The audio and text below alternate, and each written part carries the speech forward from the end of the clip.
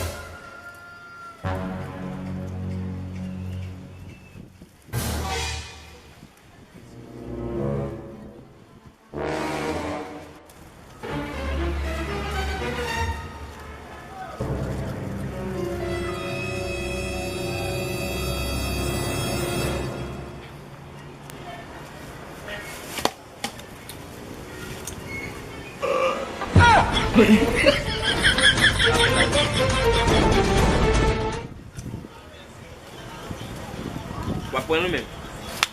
Bese, on se informasyon dap mande nou la e. Nou ba kon kote Natasha arete. Tam yak te de men.